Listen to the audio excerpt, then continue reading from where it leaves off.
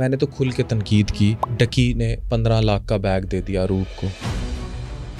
मैं अब आपके कैमरे पे बहुत बड़ा समझ लें इंकशाफ करने जा रहा हूँ कि लोग इसको सुन लें।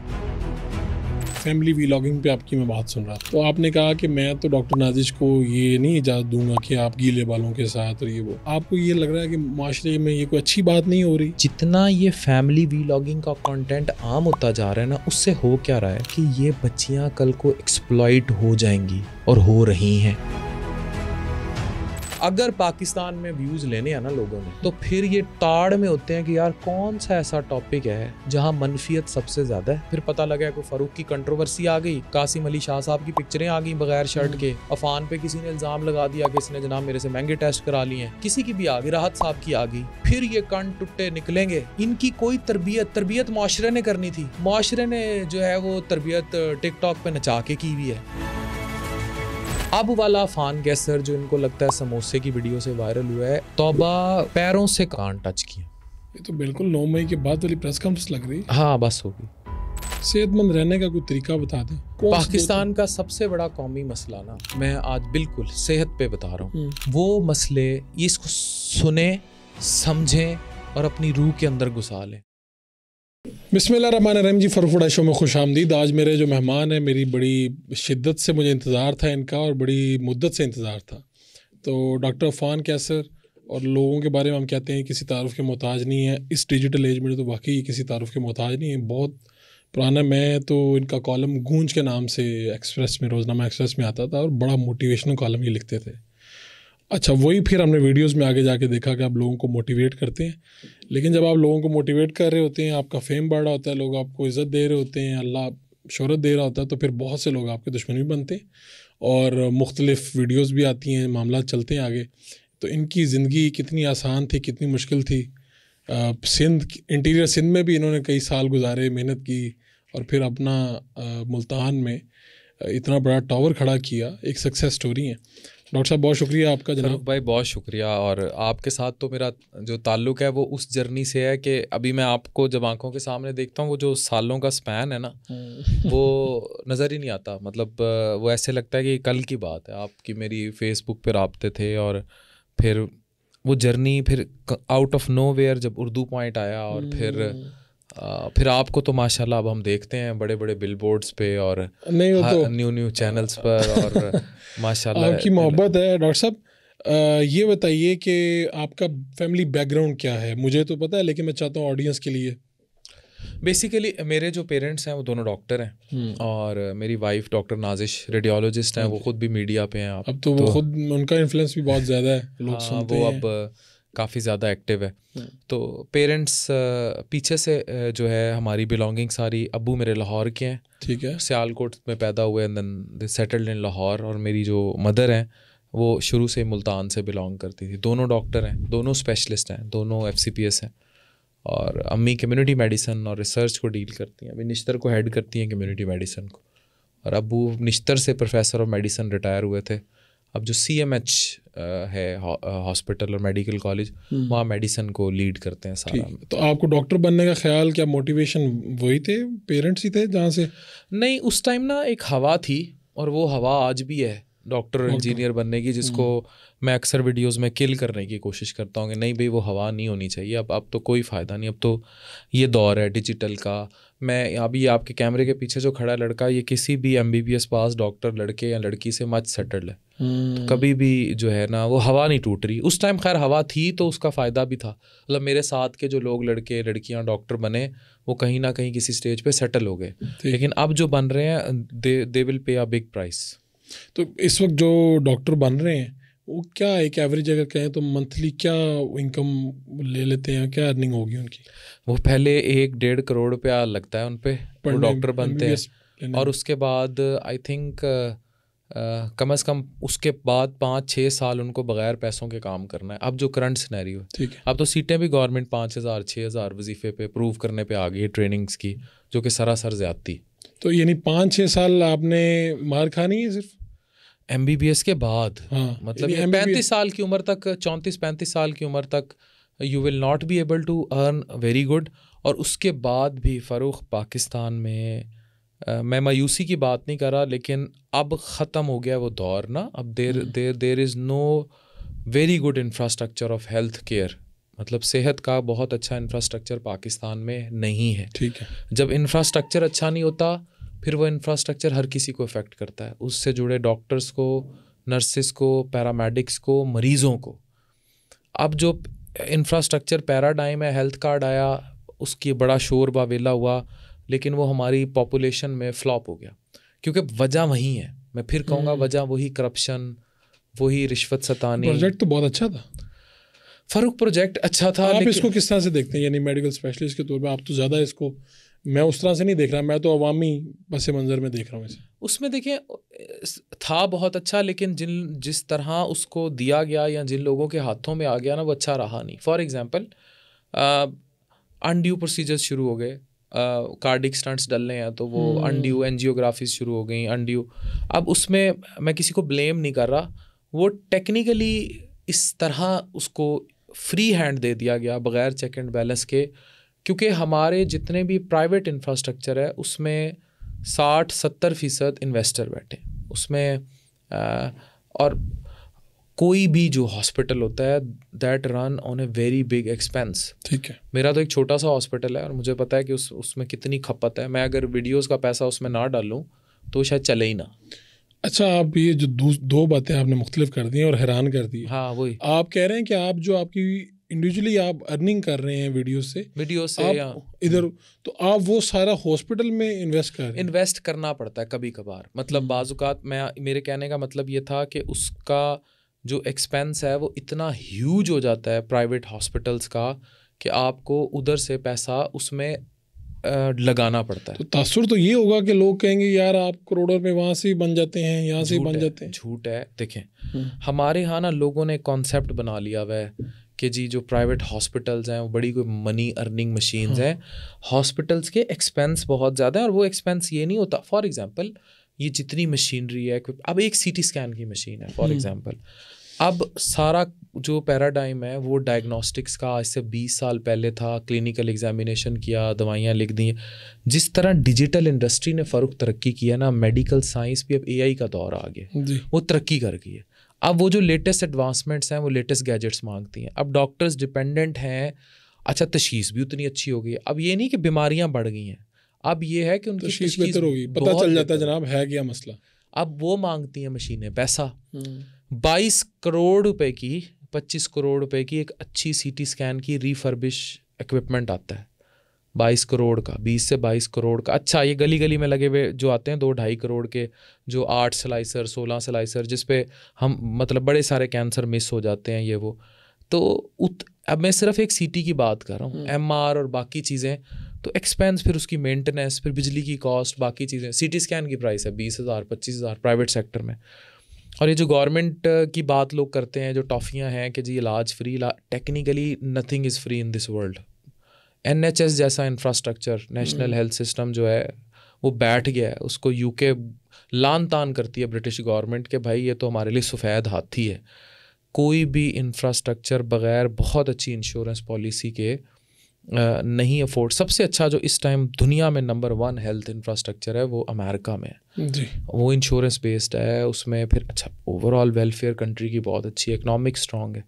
तो उसी बैड इकनॉमिक्स का जो असर है वो हमारे हेल्थ सेक्टर पे बहुत ज़्यादा है। तो ये जो गरीबों को एक रट लग गई है कि जी मुफ्त इलाज, वो मुफ्त नहीं है, वो फिर इलाज है हो नहीं रहा। यानी कि गवर्नमेंट सेटअप्स बहुत अच्छा काम कर रहे हैं, लेकिन एट व्हाट कॉस्ट, ये क्वेश्चन मार्क है। वो कहीं तो आप कह रहे हैं ये मुमकिन नहीं है, ख़ासतौर पर हमारे मुल्क में, हमारे सिस्टम में।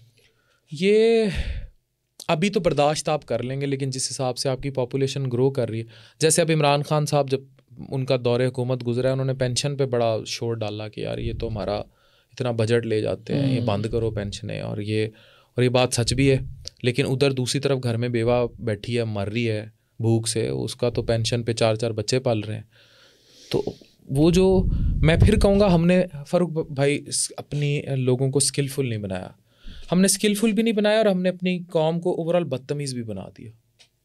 जो ये मैं आपसे बड़ी सख्त बात करने जा रहा हूँ। हाँ, वही मैं इसकी जानना भी चाहूँगा कैसे, यानी वो क्या जिस मुल्क में बदहाली हो, खुशहाली ना हो, वहाँ पे लोग बदतमीजी होते हैं। फ्रस्ट्रेट हो गई है कौन, हाँ। फ्रस्ट्रेट हो गई है। और मुझे जो एक चीज़ बहुत अपसेट करती है, मैं जो बहुत ज़्यादा चीज़ अपसेट करती है, हम लोग ना यार बलवाइयत का शिकार हो गए। मतलब हम लिंचर्स हो गए। लिंचर्स मतलब हम ओवरऑल मॉब हैं। फॉर एग्जांपल आप और मैं खुद बड़ी दफ़ा कंट्रोवर्सीज़ का शिकार रहे हैं। अभी हालिया मैंने भी एक कंट्रोवर्सी फेस की। हाँ, एक बंदा निकला, उसने बाहर जाके वीडियो बना दी, जबकि वो दूसरी दफ़ा आया था, सिनेरियो डिफरेंट था। उस पर फिर मैंने उसको एक्सप्लेन भी किया विद CCTV फुटेजेस कि भाई वो सब उसने झूठ बोला, लेकिन वन साइडेड लोगों ने सुनी और लोगों ने उठा भी दिया। लोगों ने उठा ये दिया, है फ़ान कैसर कसाई है, जालिम है। जबकि फ़ारूक मैंने पता नहीं कितने लोगों को फैसिलिटेट करता हूँ। मैंने आपको बताया ना कि मुझे मेरे मीडिया का जो कमाई है या मेरे पेरेंट्स की जो पिछले एसेट्स हैं, बाज़ औक़ात उनको डाल के हॉस्पिटल को, देखें मैं कोई ईदी नहीं हूँ, ना ही मैं कोई सैलानी वेलफेयर ट्रस्ट हूँ, ना JDC हूँ। वो भी सर्वाइव करते हैं, ये नहीं वो डोनेशंस पे सर्वाइव करते हैं। मुझे कौन डोनेशन देता है? डोनेशंस होती हैं बहुत सुपर हैवी। मुझे कोई डोनेशंस नहीं मिलती।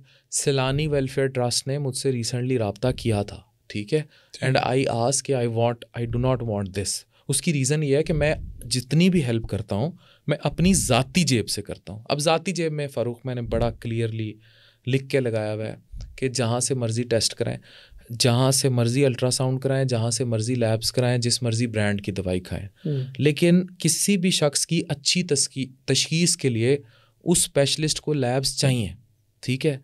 अब हम शुफ कौम परस्त हो चुके हैं व्हेन इट कम्स टू इलाज।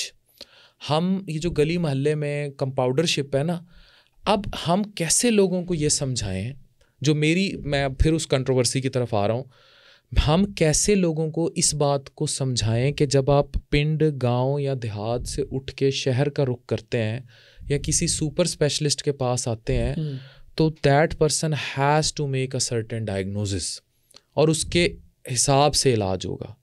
वो जो आपके पिंड में बैठा है जिसने 500 फीस लेनी है, उसने चारपाई पे लिटा के ड्रिप भी लगा देनी है, आपकी नब्ज दे के सब बता देना है, पुड़ी भी साथ दे देनी है, वो स्ट्रक्चर किसी लाहौर मुल्तान के किसी अच्छे हॉस्पिटल में, प्राइवेट इवन गवर्नमेंट बर्दाश्त नहीं करेगी।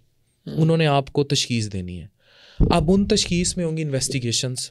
अब उन इन्वेस्टिगेशंस के कुछ चार्जेस हैं, ठीक है, टेस्ट है, वो इन्वॉल्व होने हैं पैसे। अब एथिकैलिटी कहाँ है? एथिकैलिटी ये है मेरे में या किसी में भी कि वो बताए कि भाई आप जहाँ से मर्जी टेस्ट कराएं। मैं अब कैमरे पे कह रहा हूँ ना, तो मैंने 10 जगह लिख के भी लगाया हुआ है, मैंने वीडियोस में जहाँ से मर्जी करवाएं, जहाँ से मर्जी कराएं।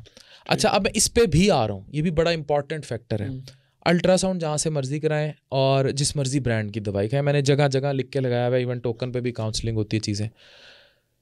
अब उस जहाँ से मर्जी में भी trust me, we and I या कोई भी अच्छा स्पेशलिस्ट कंप्रोमाइज़ कर रहा है अपनी डायग्नोसिस को, अगर वो लोग किसी गंदी लैब पर या लेकिन हमें ये कहना इसलिए पड़ता है क्योंकि अगर हम ये नहीं करते या हम ये नहीं आज़ादी देते, कोई भी स्पेशलिस्ट, सिर्फ अफान के असर नहीं, कोई भी डॉक्टर अगर ये बात नहीं करता तो वो मुतनाज़ा हो जाता है।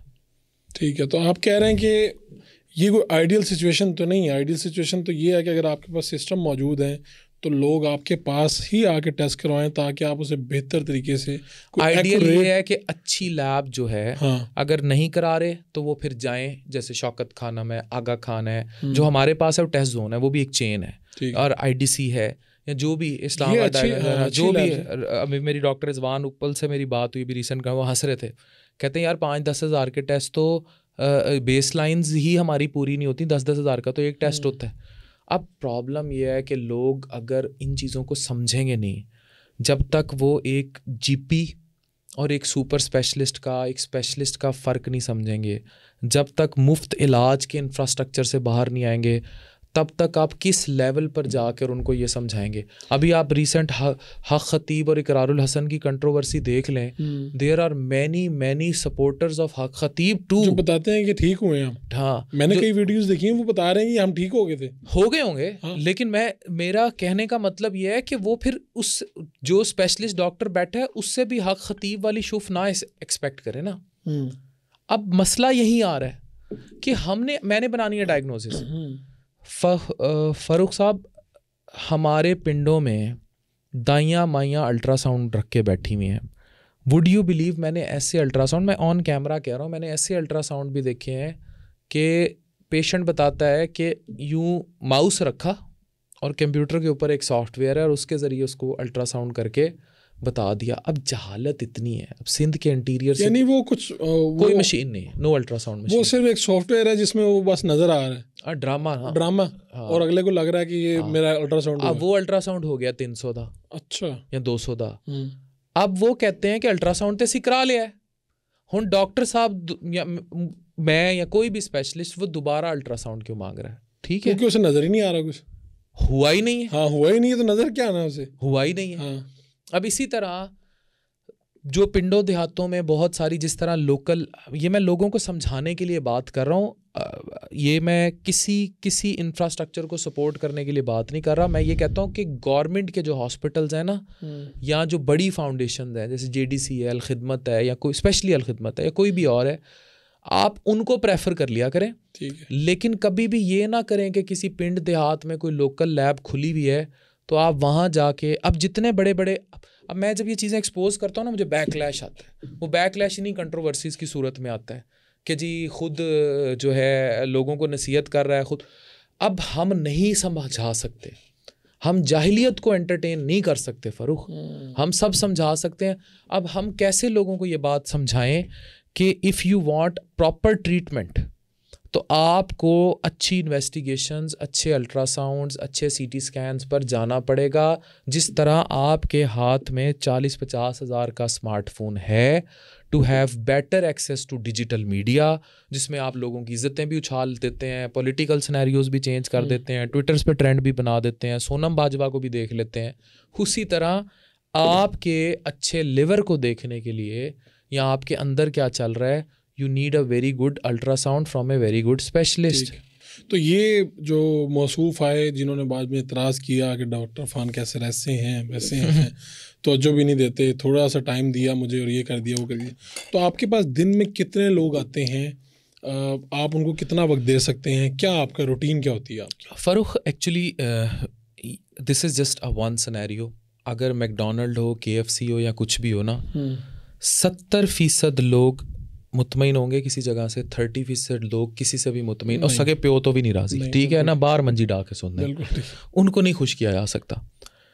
अब इशू ये होता है कि मैं अब आपको उस साइड पे ले जाने लगा हूँ जहाँ मैं कहता हूँ शोहरत इंसान को ना हलाकत में डाल देती है। अभी हम एक इवेंट से आ रहे हैं एंड देयर वर मतलब lots of selfie which I like, but I like when I am in such event, ठीक है। आई do not like it in operation theatre. मेरी बात समझ रहे हैं? अब होता क्या है मुझे, और मैं इस चीज़ को पसंद करता हूँ, मुझे एक जिगर कैंसर का मरीज़ दिखाने आया, उसके साथ 7 अटेंडेंट आ गए, 7 अटेंडेंट्स आ गए। अब उन 7 को वो जो चाचा 70 साल का जिसका जिगर सुकड़ा हुआ है और उसे कैंसर है, मेरी एज अ स्पेशलिस्ट सारा फोकस है उसकी डायग्नोसिस, उसकी क्लिनिकल उस पर। यही वजह है कि गंबड़ जैसे इदारे, उनके डायरेक्टर वहाब डोगर साहब और मुख्तार शेख में मैं काम कर रहा हूँ, शायद हम बड़े बड़े जो स्पेशलिस्ट हैं, लोग हैं, उनका ट्रस्ट मेरे ऊपर बिल्ड है क्योंकि मेरा सारा फोकस होता है क्लिनिकल प्रैक्टिस पे, ठीक है। But when they come to me, उनके लिए उस टाइम मैं डॉक्टर कम सेलिब्रिटी ज़्यादा हूँ, जबकि मुझे समझाना पड़ता है कि I am not a celeb, या वो बंदा जिसकी तुम पिछले 7 साल से वीडियोस देख रहे हो, 8 साल से वीडियोस देख रहे हो। मैं कहता हूँ कि कभी भी मैं, जो इंसान जो पब्लिक डीलिंग में हो ना, उस बेचारे पे इतनी शोहरत का गलबा नहीं होना चाहिए। अच्छा, ये वैसे अब आपने जाके कहीं फील किया, यानी हलाकत में डालती है। हाँ, अब आपको लगा कि इस यार कंट्रोवर्सी से नहीं, इससे पहले भी, यानी आप और अलग बात कर रहे हैं कि इतनी ज़्यादा शोहरत कि आपको आपकी जो असल चीज़ है मुतासिर होती है, वही मुतासिर होने लग पड़ी। यानी आप लोगों को चेक करना चाहते हैं लेकिन उसके साथ 7 अटेंडेंट है, वो ये, और वो कहता है कि ये उसी तरह ही मेरे साथ पेश आए जिस तरह ये 20 मिनट का वीलॉग करता है। हाँ, अब उसमें होता क्या है, अब मेरे पास पेशेंट्स आए, बाजुकात हम किसी सिनेरियो में बैठे हैं, अब मैंने किसी एक मरीज़ के साथ 10 मिनट का इंटरव्यू कर लिया, जिसमें स्पेशली मेरा एड्रेस ओवरसीज़ लोगों को होता है क्योंकि उनकी 80% उनकी बीवियों की और उनकी 80% बीमारियां जो हैं वो उनकी दूर रहने, प्रॉपर मैरिटल रिलेशन ना होने, बच्चों पे तवज्जो ना होने और डिप्रेशन की वजह से अलग अलग रहते हैं। ठीक है। मैं अक्सर उन लोगों को साथ बिठा के कोई ना कोई इंटरव्यू कर लेता हूँ, और ये इंटरव्यू हफ्ते में 1 या 2 होते हैं, या अवेयरनेस के लिए। और ये कब होंगे? जब मेरे ऊपर पीछे रश नहीं है, लोड नहीं है, या मैं थोड़ा फ्री टाइम में बैठा हूँ, या ड्यूरिंग प्रैक्टिस में थोड़ा सा चिल आउट करने लगा हूँ। ठीक है। लेकिन अब मुझे आके एहसास हुआ कि उससे हर बंदे की एक्सपेक्टेशन ये बिल्ट होनी शुरू होगी कि मेरा इंटरव्यू होगा, हर बंदे के ही 10-15 मिनट इंटरव्यू होगा। ठीक है। तो उससे फिर नुकसान क्या होता है कि आपकी क्लिनिकल प्रैक्टिस मुतासिर होती है। अब फिर मैंने चीज़ों को बड़ा टेलर किया। मेरे नंबर ऑफ़ पेशेंट्स ये होते हैं फ़ारूक के, हम 30 को बुकिंग देते हैं। अब there is lots of patient. अब हर दूसरे बंदे को मिदे और हर तीसरे बंदे को जिगर की बीमारी है। फैटी नहीं तो हेपेटाइटिस बी सी इतना आम है, हेपेटाइटिस बी सी नहीं तो जिगर सुकड़े में, इतने सिरोटिक हैं, इतने कैंसर हैं, आप सोच भी नहीं सकते। और ये पेशेंट अच्छा खासा दिमाग नचड़ता है आपका इस मरीज़ पे। अब जस्ट इमेजिन कि मैं क्लिनिक में हूँ, मैं सीटी स्कैन देख रहा हूँ, और अच्छा इनको ये भी हमें समझाना पड़ता है लोगों को कि जब भी आप किसी बड़े स्पेशलिस्ट के पास आएंगे या बिजी स्पेशलिस्ट के पास आएंगे, ना कहूँ खुद को बड़ा, एक ऐसा स्पेशलिस्ट जिस पे रश है, तो उसकी टीम है जो साथ देख रही है। एक बड़ा सर्जन है, आपको पता है, आप हॉस्पिटल्स में एक इंफ्रास्ट्रक्चर है, हाउस ऑफिसर्स हैं पीछे। इसी तरह प्राइवेट इंफ्रास्ट्रक्चर्स में ट्रेनी डॉक्टर्स होते हैं, या 7 MOs या SMOs होते हैं, वो देख रहे होते हैं, वो देखते हैं सारा। जब वो देखते हैं, अब मरीज़ को यही होता है कि भाई इन्होंने तो देख लिया उन्हों, अब दे एक्सपेक्ट सेम 10, 15, 20 मिनट्स, जबकि ज़रूरत शायद 1 मिनट की भी नहीं है, क्योंकि वो सारा इंफ्रास्ट्रक्चर उस जूनियर डॉक्टर ने देख लिया है, फिल्टर हो गया आपके पास, आ गया, उसकी इच्ची बिच्ची हो गई है, और उसको देखा भी सुपर स्पेशलिस्ट से ज़्यादा अच्छा होता है, क्योंकि वो 4-5 बैठे हैं, वो अलग अलग बैठे हैं। अब 6 छोटे बैठे हैं अलग अलग टायर लेके, स्टेप वाइज है। हाँ, स्टेप वाइज है, तो वो ज़्यादा डिटेल से मरीज़ देख के बैठे हैं। अब जब आप हैं, आपके पास पेशेंट है, अच्छा ऐसा होता बहुत कम है, लेकिन मैं ओवरऑल स्ट्रक्चर समझा रहा हूँ। अब आपका सारा फोकस है कि आपने सीटी स्कैन देखना है, आपने रिपोर्ट देखनी है, आपने कोरिलेट करना है, फिर आपने डायग्नोसिस बना के चीज़ें करके मरीज़ को दवाई लिख के देनी है। ये सब हो गया। अब उसके साथ अगर 7-8 बंदे आ गए हैं जो कि डॉक्टर अफान से नहीं, मोटिवेशनल स्पीकर कासिम अली शाह अफान कैसर से मिलने आए हैं, ठीक है। अब उन 7 में से 6 की एंट्री क्लिनिक में नहीं है, हॉस्पिटल में नहीं है। 1 मरीज़ 1 अटेंडेंट, हर अस्पताल की यही पॉलिसी है, ठीक।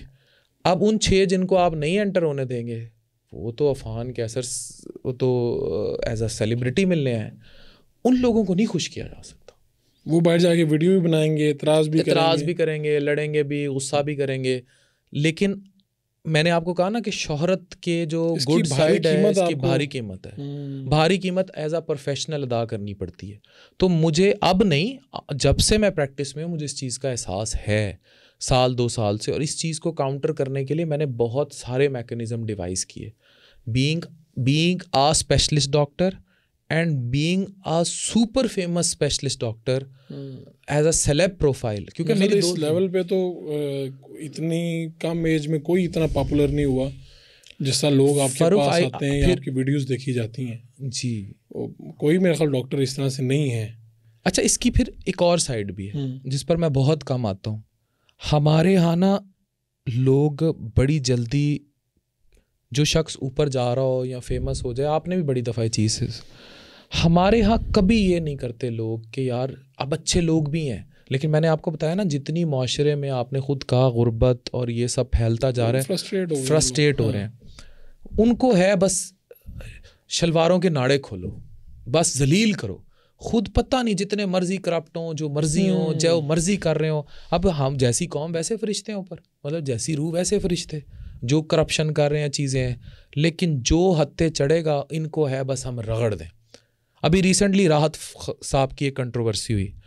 अच्छा, मैं उनसे फैसलाबाद मिलने भी गया, मैं लोगों को बताता चलो मेरे उनसे अच्छा खासा राब्ता है, और एज अ दोस्त भी, as a with reference to some patient भी, मुझे डाइट में भी फॉलो करते हैं यार। अब मैं उनकी एक स्टोरी बता रहा हूँ, लोग फिर मुझे कहेंगे जस्टिफाई करने लगा मारने को, मैं वो नहीं कर रहा, मैं जो बात बताने जा रहा हूँ उस पर गौर करें। उनके साथ एक स्कैम हुआ है, ये स्कैम बहुत कम लोगों को पता है। अच्छा। उनका एक यूट्यूब चैनल था RFAK के नाम से, ठीक है, राहत फ़तेह अली ख़ान, मुझे बताया गया। इनके दुबई के एक पार्टनर थे जो इनका सारा कुछ मैनेज करते थे, वो बिदक गए। इनको वो जो यूट्यूब का पैसा था, ये सादा से आदमी, इनको डिजिटल इतना नहीं आता था, ठीक है ना, पान रख के खाने वाले सुकून चिल मॉल में, उनको नहीं अंदाजा था। करोड़ों नहीं अरबों रुपया जो यूट्यूब से आया उसका स्कैम है, ठीक है, वो पैसा और फिर जब नाराज़गियाँ हुई, वही लोग जो आपके अपने रखे होते हैं, मैनेजर्स हैं या चीज़ें हैं, उनके पास भी एक ही रास्ता है मशहूर आदमी को जलील करने का, अटैक दी फेम। ये आसान है, इस माशरे में तो बहुत आसान है। जब हम फिर उस पे आ गए हैं फस्तायत पे, और जब हम ये आ गए हैं बलवायत पे, यार ये जो मॉब अटैक्स है ना, जैसे किसी पे इल्ज़ाम लगा कर उसे मार दिया, रोड पे आग लगा दी, जलवा दिया, ठीक है, अभी रिसेंट वाक़या था, मैं उसका जिक्र नहीं कर रहा, वो श्रीलंकन वाला, ये वो कोई भी इग्निशन दे दी। Social media lynching, social media बलवायत और फस्तायत, और इसमें अब सियासी चीज़ों का घुस जाना, पॉलिटिकल वॉर का। तो आप भी जब मैं देख रहा था आपकी पोस्ट वगैरह कि आज़ादी मिलनी चाहिए, जो कि बिल्कुल आप ठीक कह रहे हैं, हमारी भी यही ख्वाहिश है, लेकिन किसी एक सियासी पार्टी को या दो सियासी पार्टी को तो ये बात बुरी भी लगेगी, तो आपको यहाँ पे भी उसका वो आता है, वो पूरा भुगतना पड़ता है उसका। हाँ, इसका अब मसला ये है ना कि हम लोगों ने बदतमीज़ी को बहुत ज़्यादा फ़रोग़ दिया माशरे में, और जब से सोशल मीडिया का दौर आया ना, जो मेजर वॉरफेयर है ना पाकिस्तान में पॉलिटिक्स का, वो भी सोशल मीडिया है। अब उसका इल्ज़ाम वो किसी एक शख्स को दें, ये दो शख्स को दें, यूज़ तो हर पार्टी कर रही है, हर एक का मीडिया सेल है, हर एक का मामला, अब मामलात ही वहीं चल रहे हैं। हाँ जी, ठीक है, अच्छा वो मामलात वहाँ तक रहते ना फिर भी ठीक था, लेकिन उसमें गालम गलोच और फैमिलीज़ तक आ जाना ये कोई अच्छी बात नहीं थी। वो मामलात फिज़िकल हो गए, मतलब हम मादियत परस्त इतने हैं कि हम वर्चुअल वर्ल्ड पे तो हैं, लेकिन हमने उसको फिज़िकल कर लिया। एंड यस, इस वजह से या इस बात पर बहुत ज़्यादा जो है बैकलैश फेस करना पड़ जाता है। तो यानी आपने किसी दिन ये भी सोचा कि यार मैं अपनी राय को दबा ही लेता हूँ या इसका इजहार नहीं करता? हाँ, मैंने ये बड़ी दफ़ा सोचा भी, मैंने इस पर अमल भी किया, लेकिन बाज़ुकात इस पर अमल, आपको पता है कि ये एक ऐसी चीज़ होती है कि आप जब मुल्क में बहुत ज़्यादा हम बेसिकली, आप और मैं जो राइटर हैं, हम तो कॉलमिस्ट हैं, लिखारी हैं, हम लोग ना जज्बाती लोग होते हैं, ठीक है, हम अपना कैथारसिस भी कर रहे होते हैं कि यार ये क्या हो रहा है। तो मेरा फ़कत सियासत से इतना ही ताल्लुक़ है कि कोई जालिम जाबिर मेरे शहर का सुल्तान ना हो, दैट्स इट, बस ठीक। हाँ, मेरी कोई मरन मरान वाली एफिलिएशन किसी के साथ भी नहीं है, ना मैं आज तक किसी पॉलिटिकल जलसे में गया हूँ, ना मैंने कोई बहुत सुयर नेट एंड पे जाके कोई पॉलिटिकल कैंपेन चलाई है, ना मैं चलाना चाहता हूँ। लेकिन आपको कहीं ना कहीं से कहा तो गया होगा, क्योंकि उसकी वजह आप जब फेमस होते हैं तो आपको इस्तेमाल करने के लिए कोशिश भी की जाती है। बहुत सी पार्टियां चाहती होंगी कि आप किसी तरह से कोई बात करें उनके हक में। मेरा overseas vote bank fan club बहुत ज़्यादा है, बहुत ज़्यादा है, मतलब मैं शायद पाकिस्तान में देखा जाता हूँगा, लेकिन मैं ओवरसीज़ बहुत ज़्यादा देखा जाता हूँ। यानी मेरे ख्याल में शायद ही कोई मज़दूर लेबर जो बाहर है, ओमान, गल्फ़, दुबई, जो मुझे ना जानती हो, शायद दुबई के एयरपोर्ट पे मेरी बहुत ज़्यादा सेल्फियाँ होती हैं बनिस्बत पाकिस्तान में। तो वो जो क्लब है ना, उस क्लब की फॉलोइंग भी डिफरेंट है, उसकी कहाँ पॉलिटिकल एफिलिएशन है मैं उस पर कमेंट नहीं करना चाह रहा, पता है लोगों को। हाँ, तो उसमें मसला ये है कि शायद उनकी समझ बूझ का सिनेरियो बड़ा डिफरेंट है, तो सफ़र करना पड़ता है। और बदतमीज़ी का जो आंसर है ना, अब फिर उस बदतमीज़ी में ना फ़रुख लिमिट नहीं रही, मतलब अब तो बिल्कुल ही लिमिट नहीं रही। अब आपको पता नहीं कि अगर आप किसी पब्लिक प्लेस पे बैठे हैं तो कोई अपना इजहार कैसे करे, यानी ये सिर्फ ज़ुबान तक महदूद रहेगा या इसमें कोई हाथ भी इन्वॉल्व हो जाएंगे। इसलिए पॉलिटिक्स से मैं तो भाई किनारा कशी है, मैं बड़ा क्लियर आपको बता रहा हूँ। मैंने तो इस दफ़ा तो मैं इतना ज़्यादा मायूस था कि मैं शायद वोट भी ना डालता, मैं मायूस हो गया था। वो फिर बहुत सारे सिनेरियो होते हैं कि मैं जाके वोट डाल के आया। अच्छा, वोट डालने गए? फिर आप गया, फिर मैंने ज़रा थोड़ा सा किया भी, फिर उसका जब ये रीसेंट कंट्रोवर्सी हुई, फिर बैकलैश भी भुगता, चीज़ें हुई। लेकिन मैं सिर्फ आपको ये बताना चाह रहा हूँ कि वही बात कि मेरा ये है कि सियासत से ताल्लुक़ इतना है कि कोई जालिम शहर का सुल्तान ना हो, लेकिन मुझे लगता है कि शायद मुल्क में चीज़ें जो है ना वो हम में से किसी के भी कंट्रोल में नहीं। आई एम, मेरा ख्याल है कि बहुत ज़्यादा जो पावरफुल है उनके भी कंट्रोल में नहीं है, किसी के भी नहीं है। हाँ। ये जो सोशल मीडिया है ना, ये इतना छठा सांड बन चुका है। मैं आज आपको एक बात बड़ी वोकल होके बताने लगा हूँ, बड़ी बोल्ड होके बताने लगा हूँ। हमारे यहाँ जो साइबर को कंट्रोल कर रहे हैं ना, अब ये कंट्रोवर्शियल ना हो जाए, हमारे यहाँ साइबर पे कंट्रोल ही नहीं है। ये मैं आपको टेक्निकली इसलिए बता रहा हूँ क्योंकि 3-4 साल पहले मैंने बड़ी सुयर एक कंट्रोवर्सी भुगती, एंड वो कंट्रोवर्सी मेरे ऊपर फिजिकल तरह भी थी।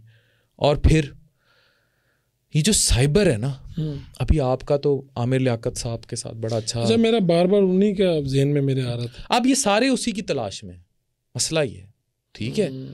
अभी जैसे किसी का भी हो ना, अब हमारी आवाम सारी उसी तलाश में कि किसी भी तरीके, अब मेरी कोई कंट्रोवर्सी हो जाए या आपकी कोई हो जाए, हमें सबसे पहले कह देते हैं लोग, यार ठंड रखो, कोई मसला, कोई नंगी वीडियो तो नहीं लीक हो गई, यही कहते हैं ना जनरली, किसी कुड़ी नाल तो नहीं फड़े गए हैं।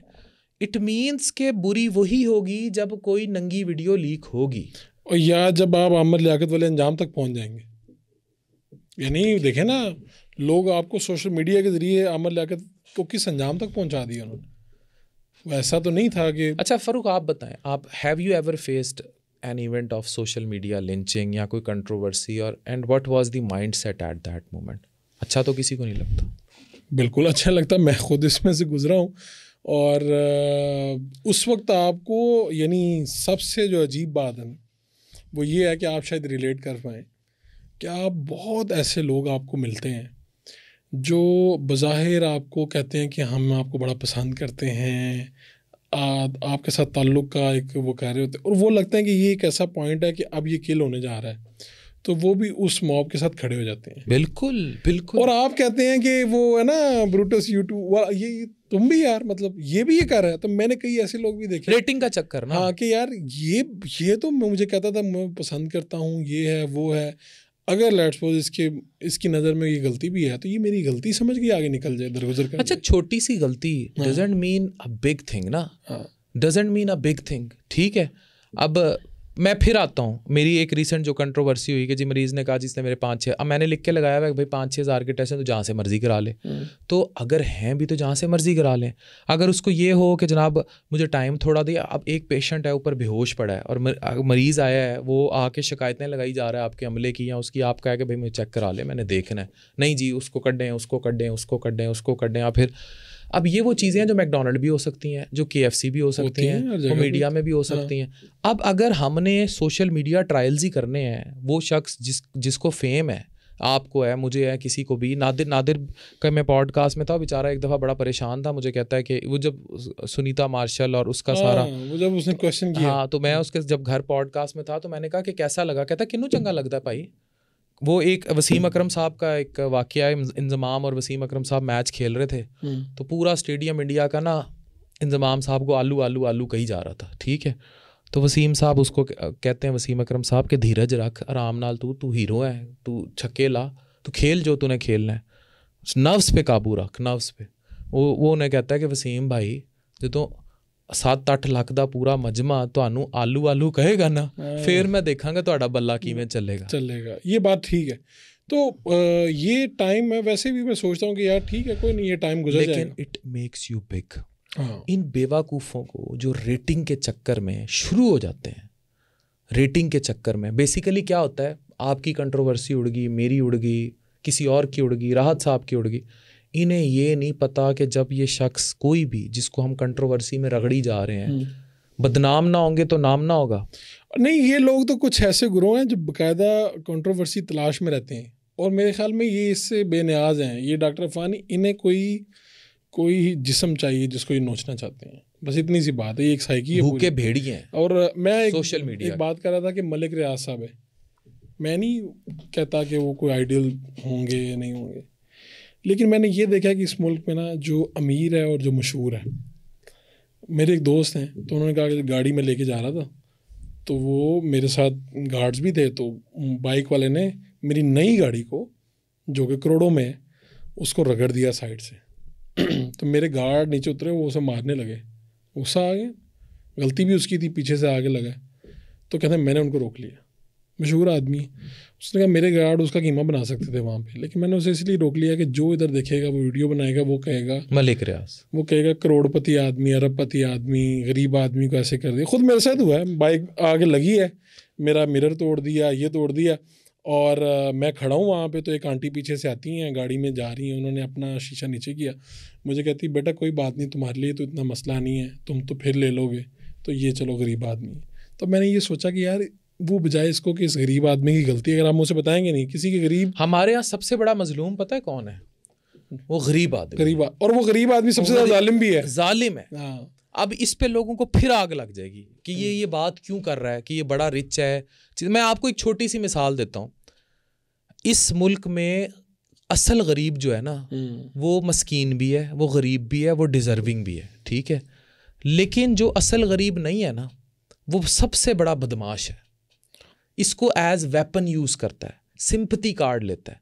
अब ये कौन है गरीब जो 40-50 हज़ार रुपये का एंड्रॉयड फ़ोन जेब में डाल के फिर रहा है, फड़ेबाज है, डेली की 2-2 3-3 डब्बियाँ सिगरेट की पीता है, बेगम को घर में पैसे नहीं देता, मारता कुटता है, और जाके बदमाशी करेगा किसी भी जगह पे। फॉर एग्जांपल किसी मेडिकल स्टोर पे जाएगा तो 50 रुपए की खातिर उसकी माँ बहन एक कर देगा, ठीक है।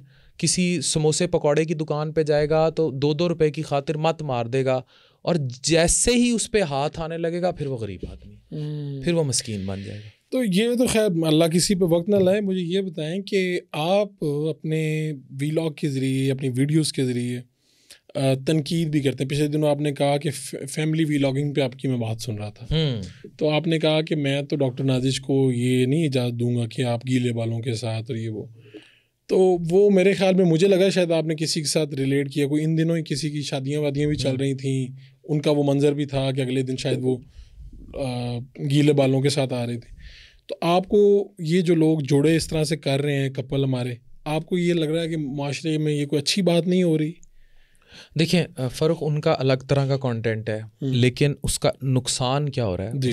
उसका नुकसान ये हो रहा है कि उससे जो पैसा है वो तो यूट्यूब और उससे आ जाता है, और वो उसी पैसे के ज़रिए, ठीक है, ये सब दिखाते हैं।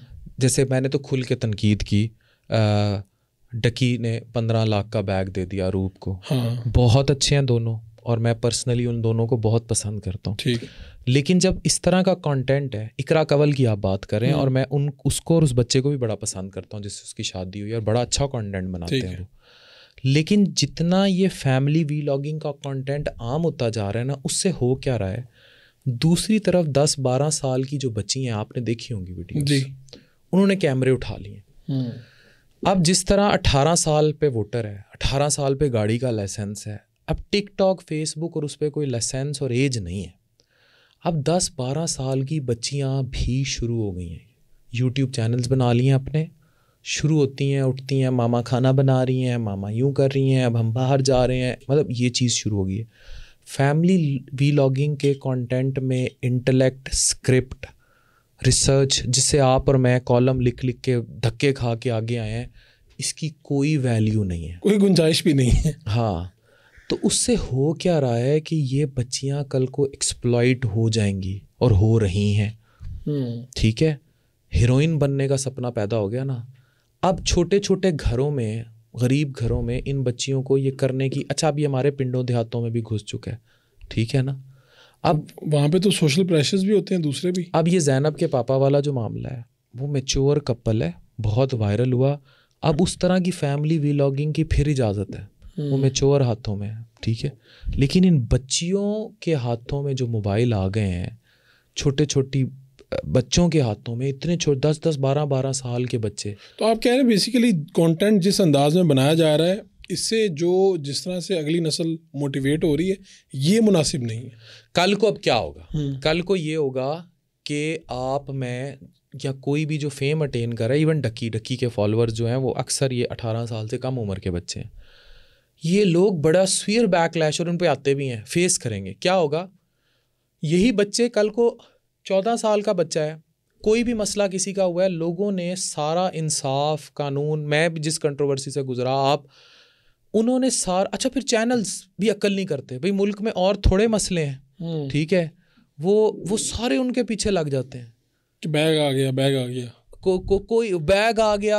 अच्छा ये ये छोड़ें, जो मेरी जो कंट्रोवर्सी हुई उसके पिंड पहुंचने में बड़े बड़े चैनल पहुंच रहे हैं भाई, मुल्क उसका में। इंटरव्यू करने। हाँ मैं हैरान हूँ, मैं उस पे हैरान हूँ इन चैनलों की पॉलिसियों पे कि भाई ओ की दस देगा 6000 दे टेस्ट करा ले, तू जितों मर्जी करा लेंदा। और उस तक पहुंचने वाले ये बड़े बड़े नाम है, मैं खोल नहीं रहा चैनल्स, फुल बड़े नाम। भाई मुल्क में सियासी मसला वो कोई मसला नहीं है, उधर कौमी सलामती का इजलास। तो अब इससे होगा क्या? अब कल को किसी का भी छोटा सा मसला होता है ना, कल को आप वीडियोस देखेंगे कि बेगम रात 2 बजे बाहर घर बना रही है वीडियो कि मेरे शौहर ने मुझे घर से बाहर निकाल दिया मार के। ठीक है, इस पे व्यूज भी मिलेंगे, लेकिन इसका खमियाजा सोसाइटी कितना भुगतेगी भाई? उस औरत के बच्चे कितना? ये तो तमाशबीन है, तमाशबीन मुआशरा है ना। अच्छा गरीब भी है, जालिम गरीब से भरा हुआ मुआशरा है, फिर तमाशबीन भी है, और फिर एक ही काम है सोशल लिंचिंग, गंदी गालियाँ, माँ बहन एक करना, फिर बहन बहू बेटियों को ड्रैग करना। अब आपकी मेरी कंट्रोवर्सीज में या ओवरऑल जो चीज़ मुझे सबसे बुरी लगती है ना, ये फैमिली तक आते हैं, फैमिली को उठा लाते हैं बीच में। वो एक जगह पे मीरा आ गई, हम खड़े थे कहीं इवेंट था, तो मैंने देखा कि लोग टूट पड़े उन पे, सेल्फियाँ ली ये वो। तो मैं ज़रा उसको साफ़ी के तौर पे देख रहा था कि यार क्या सीन है। मुझे लगा कि मीरा का करियर ख़त्म हो गया है, लेकिन ऐसा नहीं था। अच्छा वो 2-4 लोगों की मैंने गुफ्तगू सुनी जो तस्वीर उतरवा लाए थे, तो वो बेहुदा बातें कर रहे थे मीरा के बारे में। और एक ने कहा मैं फ़लानी जगह भेजूँगा तस्वीर, उसे बताऊँगा मैंने तस्वीर ली वो। तो बाज़ दफ़ा हमारी कुछ ख़वातीन को, लड़कियों को, या इस तरह के जो कपल्स हैं उनको ये लग रहा है कि हम बड़े फेमस हैं, लोग उनके साथ तस्वीर किस इंटेंशन से बनाते हैं, अपने दोस्तों में क्या कह के शेयर करते हैं, और वो मामला ही कुछ और है। यानी एक कोई इल्मी शख्सियत है, अदबी शख्सियत है, या कुछ काम करके आगे मशहूर हुआ, एक इस तरह से लोग ये समझते हैं कि हमारे पास बहुत फेम है और अल्लाह ने हमें इज़्ज़त दी है, ये लोग बाकी जेलस हो रहे हैं। लेकिन मैं फिर भी आज कहूँगा जो काम करके आगे बढ़ता है और जो वैसे ही आगे बढ़ जाता है, ये जिसको लग रहा है, उनमें बड़ा फ़र्क है, उनकी ऑडियंस में भी फ़र्क है। आपको ऑडियंस में जहालियत और इल्मियत दोनों नज़र आ जाती हैं। लेकिन यार अब ना फ़ारूक, सोशल मीडिया पे ना फ्रैंकली पाकिस्तान में जो लोग भी सोशल मीडिया पे, आप हैं, मैं हूँ, या कोई भी है, मैं बड़ा क्लियरली ये बात कर दूँ, you are not working in safe world. यानी आप कह रहे हैं कि कोई गुंजाइश नहीं है, बस अब ये ऐसी रस्सी है जिससे कुछ भी हो सकता है, वह कभी भी। मैं आज आपको अपने, मेरे एक बहुत अच्छा सोशल मीडिया का दोस्त है, काफ़ी मशहूर है वो, हाफिज़ अहमद। हाँ ठीक है। वो मेरा बड़ा अच्छा दोस्त है, पॉडकास्टर है, आप उसे जानते हैं। उससे मेरी एक दिन बात हो रही थी, मैंने कहा यार मुझे ना बाथरूम में नहाते वक्त भी कपड़े उतारते डर लगता है। मैं होटल के वॉशरूम में जाऊँ ना, पीसी में या किसी में भी, मुझे वहाँ भी खौफ आता है। कोई वीडियो तो नहीं बना? हाँ, मैंने हाफिज़ अहमद से पूछा तुझे आता है? कहता क्यों नहीं आता भाई, मुझे भी बहुत डर लगता है। अब ये जो मुआशरा है ना, जब आप सोशल मीडिया पर काम कर रहे हैं ना, यासिर शामी बड़ा, आपको पता है, आपके भी दोस्त हैं, मेरी उनसे रिसेंटली बड़ी अच्छी सलाम दुआ हुई ये कंट्रोवर्सी के वाक़ये भाई। तो वैसे भी उनसे मेरी एक अच्छी रफ़ाकत रही है, डेली पाकिस्तान में हम एटलीस्ट इकट्ठे काम ज़रूर करते रहे। तो वो उसने कहा कि डॉक्टर अफान ये ना शीशे का घर है जिसको कोई भी कभी भी बट्टा मार सकता है, तो हमने आपस में एक दूसरे की इस बात का ख्याल रखना है। मैंने कहा मैं 100% एग्री। तो जितने भी लोग सोशल मीडिया के लिए कैमरे उठा रहे हैं ना, वो इस चीज़ के लिए तैयार रहें कि वो एक बहुत ख़तरनाक दुनिया में दाखिल हो रहे हैं। और जिसका घर वो जलता हुआ दिखा कि आज पैसे कमा रहे हैं, कल लोगों ने उनका जलता हुआ घर दिखा। अच्छा मैं आज आपकी ना एक पॉडकास्ट में एक बात करना चाह रहा हूँ, ये मैंने आज तक किसी पॉडकास्ट में नहीं की। मारिया बी को मैं पर्सनली बड़ा लाइक करता हूँ, ठीक है। मैंने मारिया बी की, मेरे पास मेरी रिसर्चर टीम ने एक उनके LGBTQ के स्टैंस को लेकर एक वीडियो भेजी, ठीक है। मैंने उस पर एक वीडियो बनाई, वो बड़े मिलियंस में गई, और उसमें intent was not targeting Maria B, ठीक है। उसमें मुझे यही था कि उनकी पुराना जो एक कंटेंट था कि पाकिस्तान में किसी और तरह बात करती थी, फिर किसी और तरह उनका जो एक स्टैंस, वो सारा एक रिसर्च पे फाइनल हुआ। अच्छा वीडियो मैंने बना ली, वो मिलियंस में चली भी गई, लेकिन मेरी वो ज़िंदगी की वाहिद वीडियो है, अगर वो मारिया भी देख रही हूँ, जिस पर मुझे बाद में शर्मिंदगी हुई कि यार ये वीडियो नहीं बनानी चाहिए थी। ये वीडियो नहीं बनानी चाहिए थी। क्यों हुई? वो इसलिए हुई कि मुझे अली हैं, वो बड़ी अच्छी वीडियोस भी बनाते हैं, पॉडकास्ट भी करते हैं, दाढ़ी है उनकी, अली को जानते हैं लोग। उन्होंने मुझे एक वॉइस नोट भेजा, उन्होंने कहा कि मारिया बी जो है वो हमारे साथ एफिलिएटेड है, उन्होंने आपकी वीडियो भी देखी है, ये मामलात भी हैं, चीज़ें। Now the things are very different.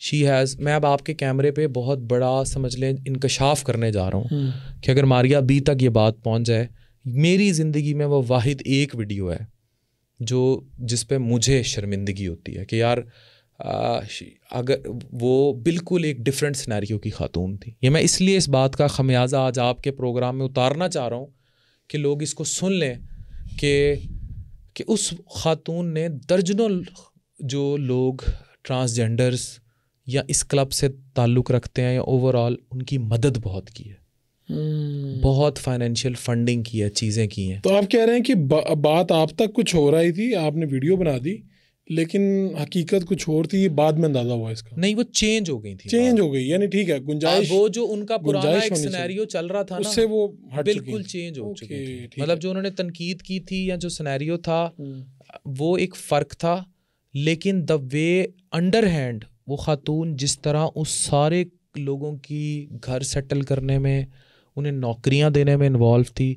तो मारिया भी, अगर आप फिर उस पर लोगों ने मेरी वीडियो पे बहुत सारे आर्टिकल्स भी छाप दिए कि डॉक्टर अफान बैकलैशेस मारिया भी, और ये पता नहीं क्या क्या छपता रहा, पड़ा हुआ है।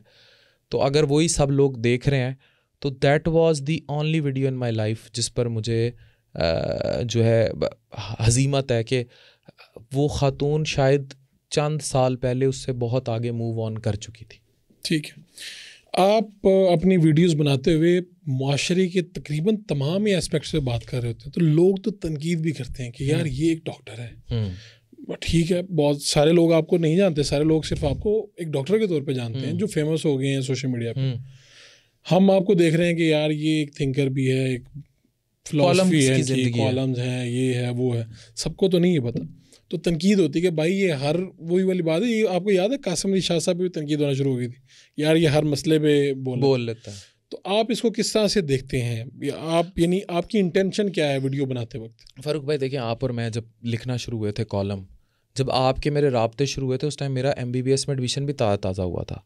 डॉक्टरी मेरी, अच्छा मैं नौनिहाल रिसाला आता था हमदर्द का, मैं उसमें कहानियाँ लिखा करता था, 2002-3-4 की बात है। बिल्कुल ठीक है। मैं राइटर, लिखारी या ये चीज़ें, कहानियाँ पढ़ने वाला, कहानियाँ सुनाने वाला, डिबेट करने वाला, ये बहुत पहले था। डॉक्टर मैं बहुत बाद में बना, और मेरी पूरी MBBS लाइफ में मैंने रेडियो, टीवी, अखबार ये सब किए, और उसकी कोई डायमेंशन डिफ़ाइन नहीं थी। ठीक है, वो सब हर टॉपिक पे था।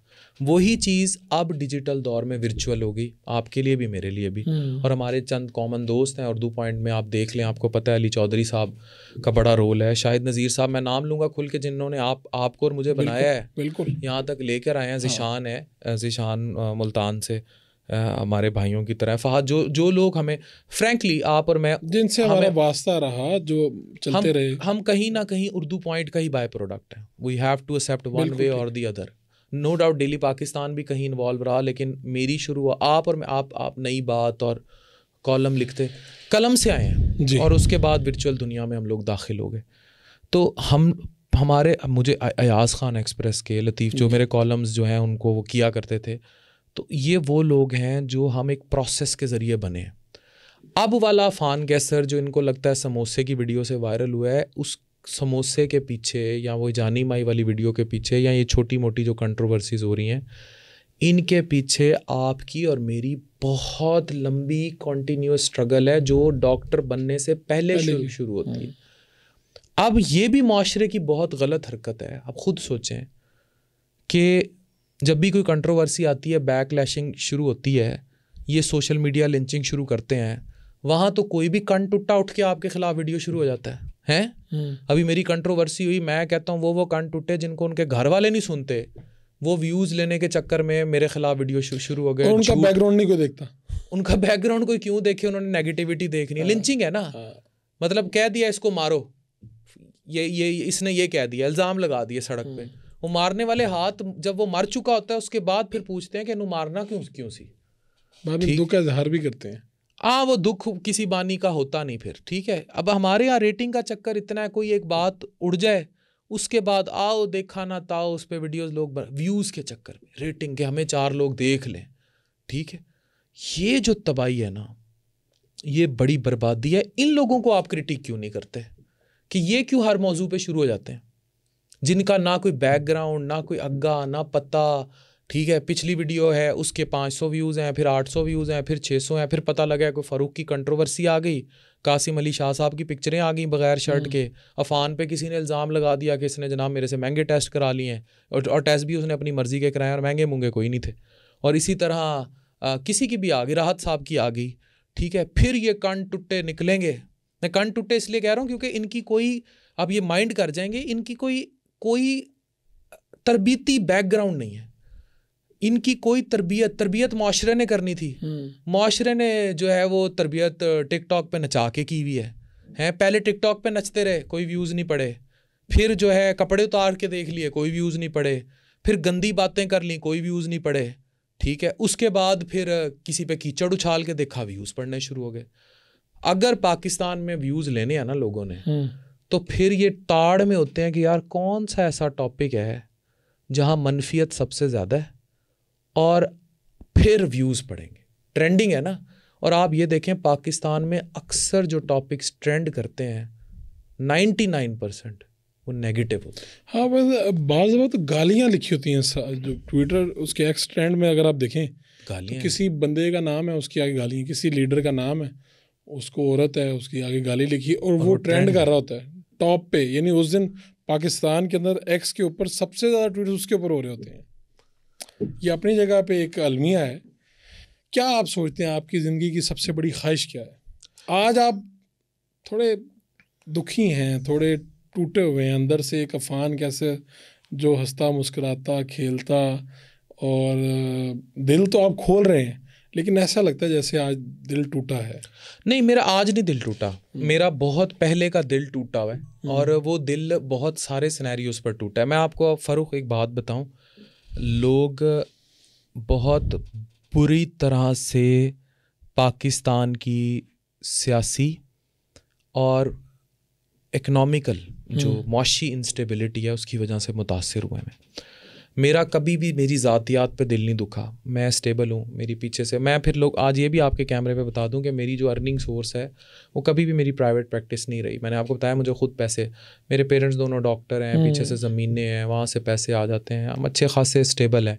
मतलब मैं अब घर भी बैठ जाऊँ, मैं कोई काम और ना करूँ, मैं बस थोड़ी बहुत वीडियोज़ बना लूँ, अपना गोल्फ शॉल्फ खेलूँ, रोमांजा मुल्तान का बड़ा मशहूर क्लब है, मैं वहाँ जाके मैं बड़ी अच्छी लाइफ गुजार सकता हूँ। मैं जो वीडियोज़ और ये चीज़ें करता हूँ ना हेल्थ अवेयरनेस पर, या चीज़ें, अब एक वक्त आता है, अब हुमायूं सईद मज़ीद ड्रामे ना भी करे, हुमायूं सईद है। मैं अपनी बात ये नहीं कह रहा कि मैं बहुत मशहूर हो गया, लेकिन I do not need to make much more content to be more in trend और बीइंग फेम। आप कह रहे हैं जो बना दिए उस पर काफ़ी है। मैं हफ्ते में 2-3 वीडियोज़ भी कर दूँ, किसी भी हेल्थ टॉपिक पे कर दूँ, तो मैं लोगों को नज़र आता रहूँगा अफान के असर ज़िंदा है। लेकिन इशू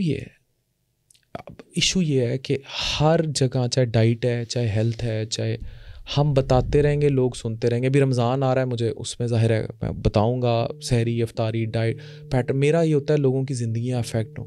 अब एक समोसे की वीडियो से अच्छे खासे लोग मुझे आके मिलते हैं जिनकी ज़िंदगियाँ अफेक्ट हुई, कैसे उनके फैटी लिवर ठीक हो गए, उनके जो लिपिड प्रोफाइल की डिस्टर्बेंसेस थी, उनकी मेटाबॉलिक प्रोफाइल्स के इश्यूज़ थे। मतलब अब इतने जिगर सुगड़ते हैं मोटा होने की वजह से, फैटी लिवर की वजह से, नैश में चीज़ें, उनकी वो सारी लाइफ चेंज होगी। लोगों ने लिवर ट्रांसप्लांट कराने शुरू कर दिए, हेपेटाइटिस बी, किडनी ट्रांसप्लांट का लोगों को पता लगने लग गया। आप क्या अपने ही शोबे के ऊपर, यानी लीवर के ऊपर और इसके ऊपर मैदे के ऊपर, क्या एडवाइस करेंगे? जेनेरिक अगर बात करें, वैसे तो बहुत से लोगों ने आपकी वीडियोस देखी हैं, लेकिन मैं चाहता हूँ इस प्लेटफॉर्म से लोगों तक बात पहुँचे। एक आम आपको क्या खामी नज़र आई है? यानी ये फैटी लिवर सबसे ज़्यादा बड़ा मसला है पाकिस्तान का, सबसे बड़ा कौमी मसला ना, मैं आज बिल्कुल सेहत पे बता रहा हूँ, वो मसले इसको सुने, समझें और अपनी रूह के अंदर घुसा लें। ठीक है। हमारा सबसे बड़ा मसला ये है जो हमारे सारी चीज़ों को अफेक्ट कर रहा है, हम बहुत ज़्यादा मनफी हो चुके हैं और डिप्रेशन में जा चुके हैं, फ्रस्ट्रेट हो चुके हैं। ठीक है। आपकी ओबेसिटी, मोटापा, आपके घरों में लड़ाइयाँ, आपकी शुगर, इंसुलिन रेजिस्टेंस, दिल के दौरे, फॉलिज के अटैक, आपकी बुरी ग़िज़ा, ये सब आपके नेगेटिव होने, आपके स्ट्रेस लेने, आपके आपस में एक दूसरे के साथ हसद बुग़्ज़ पालने, जो हमारे नबी पाक सल्लल्लाहु अलैहि वसल्लम फरमा गए ना कि ये बुराई है, हसद बुराई है, कीना बुराई है, बुग़्ज़ बुराई है, बुरी बात कहना बुराई है। मैं एज अ मेडिकल डॉक्टर, मेरे पास पाकिस्तान की सबसे बड़ी डिग्री है FCPS मिर्दे जिगर की, इससे बड़ी डिग्री नहीं है पाकिस्तान में। फिर मैंने गंबट जैसे इदारे से आगे ट्रांसप्लांट पैथोलॉजी में और इंटरवेंशन में फेलोशिप, अभी SIAC जाता हूँ, सिंध इंस्टीट्यूट एडवांस जी एंडोस्कोपी में साद न्याज साहब के पास। मैं इससे बड़ी डिग्री पाकिस्तान में रहते हैं मेडिकल में हासिल नहीं कर सकता। ग्लासगो की भी MRCPS मेरे पास है UK से। मैं अब क्लियरली आपको ये बता रहा हूँ कि किसी भी किताब में पढ़ लें या कहीं भी, जो नबी पाक सल्लल्लाहु अलैहि वसल्लम जो तिब्बे नबवी है वो पूरी तरह मेडिकल साइंस को हिट करती है। हम कहते हैं यार इसका पेट निकली जा रहा है, पेट निकलता है कॉर्टिसोल से, ठीक है। अच्छा कुछ लोग होते हैं, आप देखें जितनी मर्जी वर्जिश कर लें, स्मार्ट हो जाएंगे, टिड नहीं जाएगा, पेट नहीं अंदर जा रहा होता। अब पेट की वजह है इंसुलिन रेजिस्टेंस और कॉर्टिसोल लेवल्स का ज़्यादा होना। कॉर्टिसोल प्रोड्यूस करता है स्ट्रेस। अब मेरा भी सब काबू आ जाता है, पेट नहीं काबू आता। उसकी रीज़न क्या है कि मैं स्ट्रेस बहुत लेता हूँ, ठीक है। लोग समझते हैं कुर्सी पे बैठे रहने से हो जाता है। लोग कहते हैं शादी के बाद उनकी वो एक रेगुलर सेक्स लाइफ शुरू होती है, वहाँ से पेट निकल आता है। जाहिलों की तरह करते हैं ना, तेरा टिड निकल आया शादी के बाद। ये इसका इससे कोई ताल्लुक नहीं। खास तौर पे कहते हैं आप शादी के बाद तुम्हारा पेट निकला है, जान के छेड़ते हैं ना, वो उसको उससे रिलेट करते हैं उसकी सेक्सुअल लाइफ से, लेकिन उसका इससे कोई ताल्लुक ही नहीं, स्ट्रेस से ताल्लुक, ओके, कॉर्टिसोल से ताल्लुक है। तो अब आप फिर कह रहे हैं वही बात है कि अगर आप नेगेटिव सोचेंगे, हसद करेंगे, कीना, बुग़्ज़, बुरी बातें कहेंगे, हसद, गालियाँ अच्छा नहीं करेंगे, गालियाँ, गुस्सा। और नेचुरली देखें फ़ारूक भाई, गुस्सा हो गया, मैं फिर कहूँगा सवाए हमारे नबी पाक सल्लल्लाहु अलैहि वसल्लम के, नो ज़ात human being is super perfect in this world, ठीक है।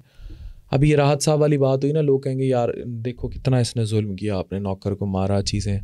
मैं उसको डिफेंड नहीं करता, लेकिन मैं एक बात ज़रूर कहता हूँ कि क्या वो रिएक्शन जिस बंदे ने कैप्चर किया और वीडियो लीक की, ठीक है, वो ज़्यादा बड़ा कमीना और जलील और रजील शख्स नहीं था?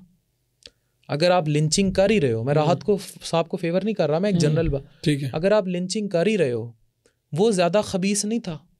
अभी आपने और मैंने ऑफ द रिकॉर्ड, कैमरे अभी नहीं थे, तो हमने बड़ी आपस में खुली गपशप की है पुरानी, ठीक है ना। हम उसमें ख़वातीन की बातें भी करते रहे, सारा कुछ करते रहे, जो आपकी मेरी एक फ्रैंकनेस है, बिल्कुल ठीक। अब कोई खबीस उसे कैप्चर करता है, हम आखिर आप और मैं दोनों ह्यूमन बीइंग्स हैं, ठीक है। आप और मैं सोनम बाजवा को भी डिस्कस करेंगे अपनी निजी महफिल में, कतरीना को भी डिस्कस करेंगे, मजाक गाली भी देंगे, ठीक है। अब कल को कोई शख्स लीक के चक्कर में है ना, हम सारे वो फुलड़ रहे हैं कि यार फरूक दा स्कैंडल आया, किसी ਨੂੰ गाली दे, माँ भैन दी, या मारे, या होर यदि किसी कुड़ी नाल नंगी वीडियो आवे, ठीक है। हम सब अपनी ज़ात के लिए हम फरिश्ता हैं, ठीक है। हम कहते हैं यार हम फरिश्ता हैं, वो शैतान है, बिल्कुल ठीक है। और उसका कोई हमारे हाथ में आ जाए और हम उसको रगड़ दें पकड़ के, ठीक है। ये चीज़ जो है ना, ये इतना बड़ा डिज़ास्टर है, इससे किसी घर की माँ, बहन, बहू, बेटी की इज़्ज़त महफूज नहीं है, ये क्लियरली समझ लें। इसीलिए मैं फिर ये सारा जो वीलॉगिंग, अच्छा फिर जो अफसोस हो रहा है फ़ारूक, बार बार बाहर की, मेरी अली चौधरी साहब से बात हुई, जब भी कोई कंट्रोवर्सी होती है पहला फ़ोन में उधर घुमाता हूँ कि सारे तक करना की है, तो वो मुझे फिर मशवरे दे देते हैं। या अब्दुल्ला आसिम को घुमाता हूँ, उसने मुझे बड़ा हमेशा सपोर्ट करता है। यार वो बंदा, अब्दुल्ला की बात कर रहा हूँ मैं, जितने हमारे मेरे कभी भी कोई मसला हुआ है, अब ये फिर माइंड कर जाएंगे, वो इनफरादी तौर पर हमारे कई इदारों से हावी है when it comes to dealing some cyber crimes because of his connections with people. ये मैं कैमरे पे कह रहा हूँ, ठीक है। वो और फजल भाई, दे आर, अब्दुल्ला आसिम और फजल, दे आर मोर हावी, फजल भाई, दे आर मोर हावी than many cyber institutes in this Pakistan, ठीक है। मैं आज आपको बता रहा हूँ, ये पता नहीं इसको कैसे ले जाएं, कि किसी खातून की कोई वीडियो नंगी लीक होनी शुरू होगी ना, दे है साइबर जो हमारा नेटवर्क जिस तरह काम करता है ना, अच्छा एप्लीकेशन दे दो फिर कर लेने, ठीक है, वीडियो तब तक लाख लोगों तक चली गई। ये तो जो हमारे साइबर क्राइम के डिपार्टमेंट्स हैं ना पाकिस्तान में, इनको तो 1122 से भी ज्यादा एक्टिव होना चाहिए, क्योंकि अगले बंदे की जिंदगी स्टेक पे आ जाती है, इज्जत स्टेक पे आ जाती है। किसी लड़की की नंगी वीडियोस एक लड़का रख के बैठा है ना, डाटा रिकवरी सबसे इंपॉर्टेंट मैकेनिज्म होता है। तुसी अगर ढिल ढलाइए ते रहोगे, ठीक है, मैं ये नहीं कह रहा कि ऐसे काम करते हैं, लेकिन मैं ये बता रहा हूँ कि ये साइबर नहीं, लोग आते हैं हमारे पास यही बातें बताते हैं। साइबर के जो इदारे हैं ये काम बहुत अच्छा कर रहे हैं, लेकिन इनकी पेस 111122 पे से भी फास्ट होनी चाहिए।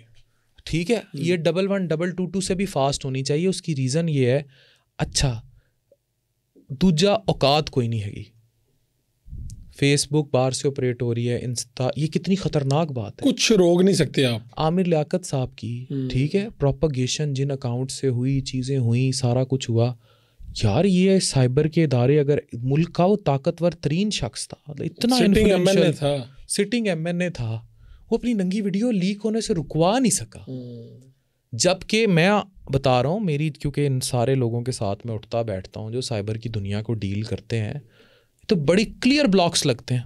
वो एल्गोरिदम्स हैं उन वीडियोस के, वो डलते हैं, उनको इन्फॉर्म किया जाता है, ब्लॉक ब्लॉक ब्लॉक ब्लॉक, और कुछ नहीं तो कंट्री ब्लॉक हो जाता है, कम से कम कंट्री रिस्ट्रिक्ट हो जाती है। आपने देखा नहीं, ट्विटर यूं बंद होता है, नहीं चल रहा पाकिस्तान में, ठीक है, उस टाइम तो फिर फ़ौरन ये साइबर काम करने लग जाता है। मैं आपसे एक जनरल बात कर रहा हूँ, मोबाइल बंद करने हैं तो क्यों एक लड़की जिसका नंगी वीडियो कोई लड़का लीक कर रहा है, या आपकी मेरी कोई नंगी वीडियो कोई लड़की लीक कर रही है, तो उस टाइम क्यों इनफरादी शख्स को, यानी कि जिस तरह ताकतवर को यहाँ अच्छी सेहत, ताकतवर को भी क्या अच्छी सेहत, उसका पैसा उसकी सेहत है, प्राइवेट किसी अच्छे में चला जाएगा, वरना ताकतवर को भी यहाँ क्या सेहत, ठीक है, यहाँ इंसाफ कानून। तो मुझे मायूसी ये ज़रूर है कि ये जो सारी चीज़ें, इन पे हमारा कंट्रोल बहुत स्ट्रॉन्ग नहीं है। अच्छा, अब मैंने आपसे एक बात की थी कि ये कंट्रोल किसी के पास भी नहीं है मुल्क में, चाहे वो जितना भी ताकतवर हो जाए, आप समझ गए हैं, बिल्कुल ऐसे, ठीक है। तो अगर वो कंट्रोल हो तो फिर पूरा ट्विटर, टिकटॉक और फेसबुक और इंस्टा बंद ना करना पड़े। इस कंट्रोल को स्ट्रॉन्ग करें। अगर आपके पास ये इदारे जो करोड़ों रुपए की बिजनेस इंडस्ट्री उठा के लेके जा रहे हैं, फेसबुक, ट्विटर, टिकटॉक, इंस्टा, करोड़ों रुपया लेकर ये लोग जा रहे हैं, यहाँ से कमा रहे हैं, ठीक है। ये जो आपकी बात एक नहीं मानते, वो बात मानना, वो तुहानू उवें जलील करते हैं जिवें IMF जलील कर रहे हैं। टक्के की औकात नहीं है। उनके ऑफिस में किसी एक गोरे का कनेक्शन हो ना, यहाँ बैठे इन जो एजेंसीज कंट्रोल कर रहे हैं, वो इदारों से ज़्यादा ताकतवर है इस मुल्क के। यही बात मैं आपको कर रहा हूँ। तो ये क्यों नहीं कंट्रोल लेते? इस कंट्रोल में आना चाहिए ताकि किसी के साथ भी अगर कोई ज्यादती हो रही फौरी तौर सर मैं आपको बता रहा हूँ, ये जो वाक़यात है ना, स्पेशली 9 मई का वाक़यात जिसकी आप और मैं दोनों मजम्मत करते हैं, और इससे पहले भी बहुत सारे वाक़यात, अगर आपने सोशल मीडिया को कंट्रोल ना किया ना, तो फिर याद रखें कि ये हमारे यहाँ बलवाइयत इतनी हो चुकी है, ये इतने सेंसिटिव मैटर्स हैं, इदारों के अलावा इस मुल्क में बहुत सारे इश्यूज बहुत सेंसिटिव हैं when it comes to religion specially, ठीक है। तो इसलिए बहुत मोहतात हो जाएं और साइबर पर कंट्रोल स्ट्रॉन्ग करें। सेहतमंद रहने का कोई तरीका बता दें कि आपकी रूटीन क्या होनी चाहिए, दिन कैसे गुजरना चाहिए। एक तो आपने बता दिया कि असद ये वो नेगेटिविटी से दूर रहें, रूटीन क्या होनी चाहिए तवाज़ुन? यार मैं तो ज़ाती तौर पर ना इतने तजर्बे के बाद पहुंचा हूँ, मैं ख़ुद इस रूटीन पे अमल नहीं करता, ठीक है। मैंने ओवर वर्क करता हूँ और रात नींद मेरी प्रॉपर नहीं होती, स्लीप वेक साइकिल डिस्टर्ब है, कभी 4 बजे, लेकिन लोगों को तो हम सजेस्ट कर सकते हैं। हाँ वही ना, बाबा नसीहत दूजियाँ ले थे आप वो नहीं, लेकिन हम कर नहीं सकते फ़ारूक। उसकी मैं आपको एक छोटी बात करने जा रहा हूँ कि हमारे यहाँ लोगों को डबल जॉब्स करनी पड़ रही हैं, रोज़ी रोटी पूरी नहीं हो रही, 2-2 वक्त काम करते हैं, उनके खाने पीने उसकी रूटीन सही नहीं है, बीवियाँ भी काम करती हैं। देयर आर मैनी फैमिलीज़ जिनकी बीवियाँ फ्रीलांसिंग करती हैं, पूरी रात बैठ के नेट पे काम करती हैं और फिर दिन के टाइम वो बच्चे, वो उनकी नींदें पूरी नहीं है, डिप्रेशन एंग्जाइटी फैल रही है। जो आइडियल सिचुएशन है ना, वो हम इम्प्लीमेंट नहीं कर पा रहे। और आइडियल सिचुएशन यही है, 8 घंटे नींद, बैलेंस डाइट, रोज़ाना 1.5-2 घंटे एक्सरसाइज। कितने जिम ने थे, ठीक है, जिदा दिल करता है उठ के बर्गरां दी रेड़ी ला लेंदा है, ठीक है। ना जिम्स हैं, ना प्रॉपर एक्सरसाइज है, ना लोगों को एक्सरसाइज का टाइम मिलता है। फिर वही बात है कि फिर फ्रस्ट्रेशन इतनी ज़्यादा है। तो आप कह रहे हैं 8 घंटे नींद और डाइट बेहतर, बैलेंस डाइट। अब बैलेंस डाइट बड़ा इंपॉर्टेंट लफ्ज़ है। बैलेंस डाइट का मतलब ये है कि इंक्लूड एवरीथिंग। अच्छा मैं आज आपको एक और इंकशाफ करने जा रहा हूँ, ब्रेकिंग। मैंने परसों समोसा खाया ठीक है, इधर उधर देख के खाया, इधर देखा नहीं सबके सामने खाया। सबके सामने। तो मैं लोगों को ये बताने जा रहा हूँ, बैलेंस डाइट का मतलब ये है कि अगर मैंने परसों समोसा खाया ना, तो अब मैं 1 महीना समोसा नहीं खाऊंगा। और मैं उस समोसे को बर्न करने के लिए जिस दिन मैंने समोसा खाया उस दिन मैंने ट्रेडमिल घंटा नहीं की, मैंने 1.5 घंटा की। बैलेंस डाइट का मतलब यह है कि यू कैन टेक एवरीथिंग। मुझे अक्सर लोग ये भी मेरे पे तनकीद करते हैं ना कि इसने बड़ा कुछ हमारा बंद कराया हुआ है, ठीक है, क्या कि मेरे बताने का मतलब ये होता है, एक समोसा 400 कैलोरीज का आइटम बम, लेकिन अगर 400 कैलोरीज दिन में खा लिया, फिर हया भी 400 वाली करो ना, उसको बर्न करो, फिर दोपहर का खाना स्किप कर दो, रात को थोड़ा हया से खा लो, ठीक है। तो आप ये ट्रेडमिल की बड़ी तबलीग करते हैं, ये ठीक है? ट्रेडमिल करनी चाहिए? ट्रेडमिल सेफ है। देखिए बहुत से लोग कहते हैं जोड़ों का मसला हो जाता है, ऐसा कुछ नहीं है। अगर होता तो मेरी टांगें भी ना होती साथ। कितना आप करते हैं?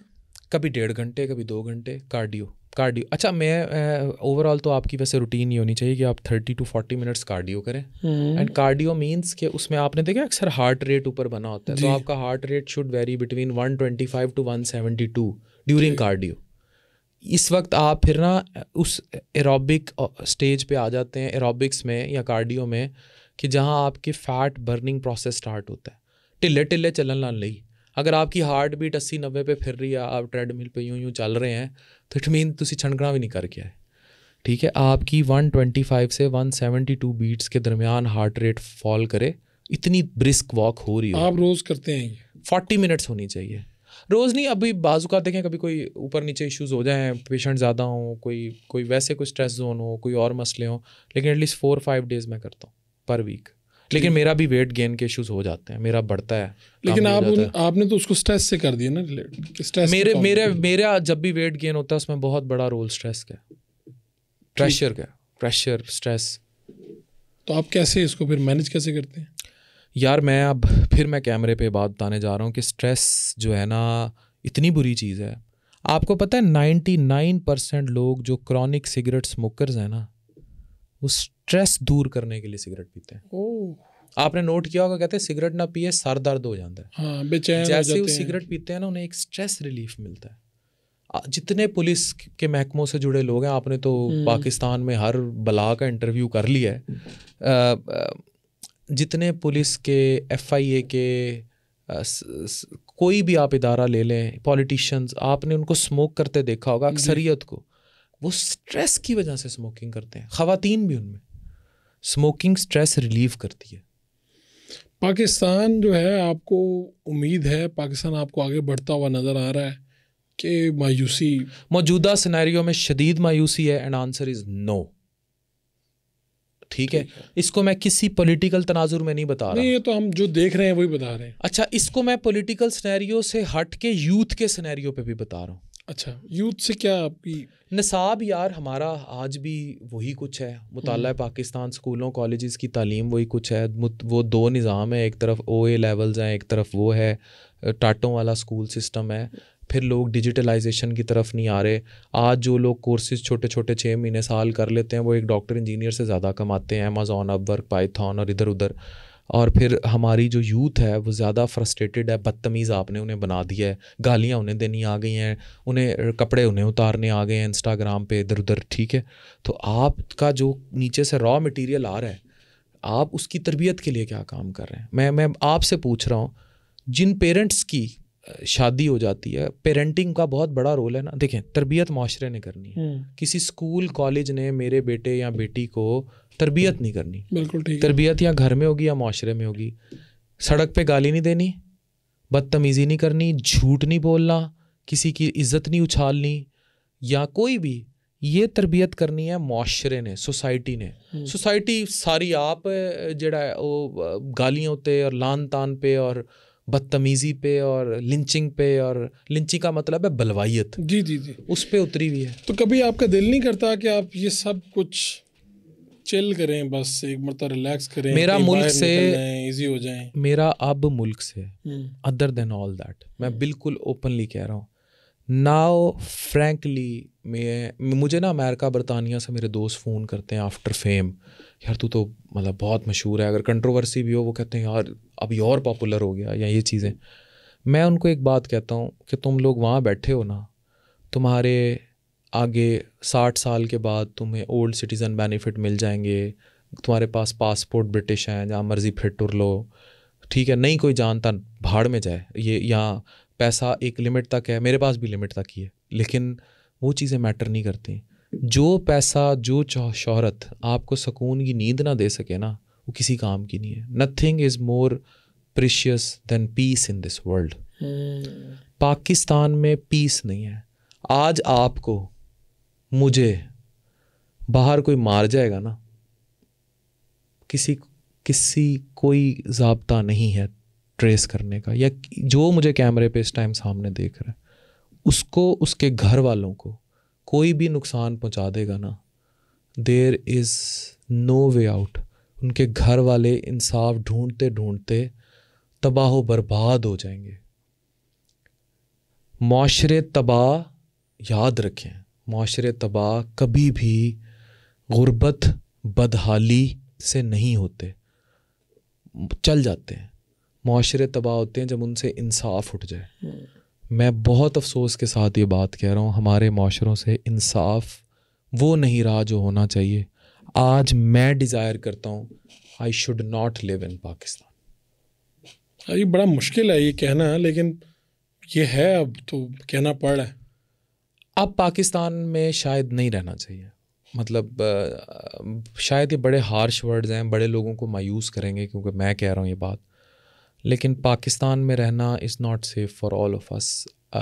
मैं इसको सियासी पस मंज़र में नहीं कह रहा, माशरती पस मंज़र में कह रहा हूँ कि हम लोग ना अब गोश्त नोचने पे आ गए हैं एक दूसरे का। मतलब हम लोग बहुत ज़्यादा, फ़ारूक, हम इस कदर गोश्त नोचने पर आए हुए हैं ना, सोशल मीडिया पर भी और फिज़िकली भी, हर बंदा मारा मारी पे, हराम हलाल का तो कॉन्सेप्ट ही ख़त्म हो गया।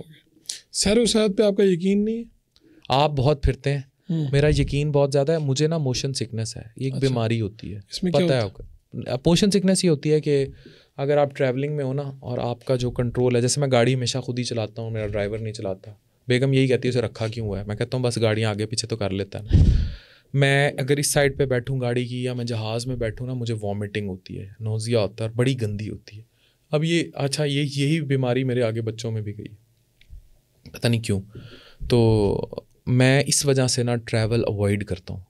मुझे कम से कम एक 7-8 घंटे के जहाज़ के सफ़र में 4 से 5 दफ़ा स्टैमिटिल की गोली खानी पड़ती है कि मुझे उल्टी ना आए या मैं वो ना। और मेरे साथ सीट पे जो अब मेरे यार दोस्त हैं वो सफ़र नहीं करते थे कि भाई ये तो अभी इसका तो गया, ये तो हाशर पूरा हो जाना है। तो आप यदि विलिंग हो भी तो नहीं कर पाते क्योंकि वो सिचुएशन ऐसी हो जाती है। हाँ, मेरी हेल्थ इतनी वो नहीं करती। हाँ, लेकिन अब मुझे शायद लगता है कि यार फिरना टुरना चाहिए, निकलना चाहिए, give time to myself. Finally अब टैबूज़ को तोड़ें और लड़ें खुद से।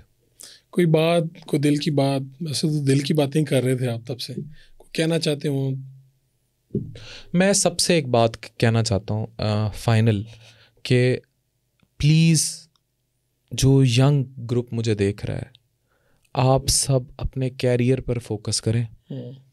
आप सब कोई स्किल सीखें। आप MBBS कर रहे हैं, BDS कर रहे हैं, इंजीनियरिंग है, किसी स्कूल कॉलेज में हैं, आप कोई स्किल सीखें साथ ज़रूर। बेशक एडिटिंग सीख लें, Amazon सीख लें, कोई भी जो नया डिजिटल स्किल है उसको सीख लें। ऐसा ना हो जब आप डिग्री लेके बाहर निकलें और आपकी शादी का टाइम आए तो आपके पास अपनी जूती के भी पैसे ना हो। एक तो ये काम। दूसरा, सोशल मीडिया का जुडिशियस इस्तेमाल कीजिए। गाली गलोच, गंद और सियासी वाबस्तगियों से अलग हो जाएं। मैंने ख़ुद भी ये सीखा है और मैंने अपने आप को बिल्कुल पॉलिटिक्स से दूर कर लिया है। तौबा सियासत से, तौबा, पैरों से कान टच किया। ये तो बिल्कुल 9 मई के बाद वाली प्रेस कॉन्फ्रेंस लग रही है। हाँ, बस होगी, बस हो गई। दौलत, इज़्ज़त, शोहरत, आपके पास दोबारा से इसको चूज़ करने की आए हुए, तो क्या सबसे पहले? सुकून। सुकून, इनमें से तीनों में से कुछ नहीं चाहिए, सिर्फ सुकून। ये तो जो बच्चे आपको देख के कि जी इतने व्यूज़ आ रहे हैं, इतने पैसे आ रहे होंगे, इतना ये वो, उन सब का बयानिया तो उड़ा दिया आपने पकड़ के सारे पॉडकास्ट। हाँ, शोहरत, दौलत और इज्जत, वो कहते हैं ना, दौलत, शोहरत, इज्जत क्या करनी, तेरे प्यार का दिलासा काफ़ी है। हाँ। बस वही सुकून का दिलासा, सुकून चाहिए। और आपको बाज़ दफ़ा ये सारी चीज़ें मिल रही होती, इसमें सुकून कहीं नहीं होता। ये सारी चीज़ें किल ही सुकून करती हैं। हाँ। इनकी कीमत है सुकून। सुकून दोगे शोहरत मिलेगी, बेसुकूनी लोगे शोहरत मिलेगी, बेसुकूनी होगी दौलत मिलेगी। तो शोहरत, दौलत और ये सारा कुछ, it's the price is too high. Peace, no peace. इसीलिए बादशाह जो है उसको महल के नर्म मुलायम गद्दे पे भी नींद नहीं आती, जो गरीब की कुटिया बाहर होती है, पत्थर पे भी सर रख के सो रहा होता है। दोबारा आपको मौका मिले तो दोबारा से डॉक्टर अफान कैसर बहुत बड़ी सेलिब्रिटी बनना चाहेंगे? नहीं, अगर मुझे दोबारा से मौका मिले शायद, तो मैं शायद तसव्वुफ़ को पढ़ूंगा, वासफ़ियत को पढ़ूंगा, और मैं शायद अलिफ़ के रास्ते पर चलने की कोशिश करूंगा। मैं दुनिया से अलग थलग। हाँ, शायद मैं आने वाले वक्त में इस चेंज को अडॉप्ट भी करूं। अच्छा, मेरा बहुत बड़ी अनाउंसमेंट ही है आपकी, सीधी सीधी। हाँ, मतलब मेरा शायद मादियत से दिल जो है ना, मैं जनरली कह रहा हूँ, बड़ा उकताया हुआ है। There is something going inside me. यानी आपको लगता है इसमें कुछ नहीं है? जो लोगों को सब कुछ लग रहा है, आप कह रहे हैं मेरे पास ये सारा कुछ है, इसमें कुछ नहीं है। जब आप ये अचीव कर लेंगे ना, फिर आपको नज़र आएगा कि इसमें कुछ नहीं। ये लेकिन कैमरे के उस तरफ जो लोग बैठे हैं ना, जो हमें देख रहे हैं, वो कहते हैं ये इनको खुद मिल गया, ये इसलिए कह रहे हैं। नहीं नहीं नहीं, नहीं। अच्छा, ये मैं आपको बताता हूँ, खुद मैं जब पाकिस्तान से बाहर जाता हूँ, लोग बुरा मानेंगे ये बात सुन के, तो मैं बड़े उसमें रहता हूँ कि मुझे कोई जज नहीं करता, मुझे कोई देख नहीं रहा, मुझे कोई जानता नहीं मज़ा आता है ना? और मैं जिस ज़ुबान में बात कर रहा हूँ किसी को नहीं पता मैं क्या बात कर रहा हूँ। मज़ा आता है ना? बिल्कुल आता है। माशाल्लाह, अल्लाह ने देखो फ़ारूक आपको इतना फेम दिया, और मैं आज ऑन कैमरा कह रहा हूँ, you are one of the most credible journalist in Pakistan at this age. मतलब मैंने अपनी आँखों के सामने किसी शख्स को हीरो बनते देखा है ना, वो फ़ारूक शहबाज बड़ाई चाहिए। मैं इसलिए नहीं कह रहा मैं आपका दोस्त हूँ। One of the finest journalism, जिस बंदे ने धक्के खा के, आप कोई हामिद मीर के बेटे नहीं हैं, आप धक्के खा के। मैं पूरे ख़ानदान में से कोई जर्नलिस्ट ही नहीं बना कभी। हाँ, लेकिन आपने इस मुल्क में जर्नलिज्म की जड़ें ही चेंज कर दी। Credible journalism. आपकी मोहब्बत और डॉक्टर साहब बहुत अच्छा लगा, अच्छा भी लगा, सीखने को भी मिला, और बहुत सी नई राहें ऐसे नज़र आती हैं। यानी आप ये समझें कि ठीक है ये पॉडकास्ट तो है, लेकिन दिल से एक दिल की बात भी हो रही होती है, और जो हम जिसे बाज़ दफ़ा इम्पोर्टेंट समझ रहे होते हैं वो होता नहीं इम्पोर्टेंट। अच्छा, आप बताएं, मैं आपसे एक आपके पॉडकास्ट में एक सवाल करता हूँ। Do you like this stardom when it comes to your family and it comes to your peace? और इस टाइम भी आपको बेगम के, आप इधर बैठे हैं संडे वाले दिन, do you like this stardom when it comes to your family, your own peace, सुकून की नींद? ये स्टारडम कैसे कंप्रोमाइज़ पे लगता है? मतलब आपको नहीं लगता आप किसी घर में हो, बीवी बच्चों के साथ हो, फैमिली के पास हो, या नमाज पढ़ लें सुकून से उठ के? लोग यार टीवी चलाते हैं, ख़बर चलती है उस पर कि जनाब आज फलाना मुआहदा हो गया मुल्क के साथ, मुल्क में तरक्की आ रही है, खुशहाली आ रही है, चीज़ें आ रही हैं। इतने टीवी चलाओ, हर दफ़ा ही कोई ना कोई नया पंडोरा बॉक्स खुलिया होंदा है, कभी अपना खुलिया होंदा है। तो आप कैसे सुकून से सोएंगे? मुझे तो कसम से, मैं रोज़ाना रात को ये सोच के सोचता हूँ कि यार सुबह कुछ लीक ना हो जाए। आज आप तो वही बात है, पीछे खान साहब भी याद आ रहे हैं कि सुकून तो सिर्फ कब्र में। कब्र में भी सुकून, जिस मुल्क से हम गुजर के जा रहे हैं ना, कब्र में भी इन लोगों को सुकून नहीं मिलना। हमारे माल नहीं है सुकून वाले किसी के भी।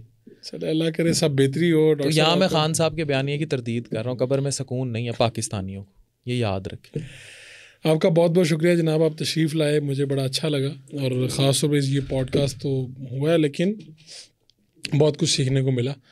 आपको क्या अच्छा लगा, क्या बुरा लगा, इत्तेफाक करना तो कर लें, इख्तलाफ करना तो वो भी आपकी मर्ज़ी। पर गाली ना दें, लेकिन फ़ीडबैक ज़रूर दीजिए, ताकि हम अपनी जो गुफ्तगू का मेयार है उसे बेहतर कर सकें। इंशाल्लाह फिर किसी नए मेहमान के साथ मुलाकात होगी, अल्लाह ने के बाद।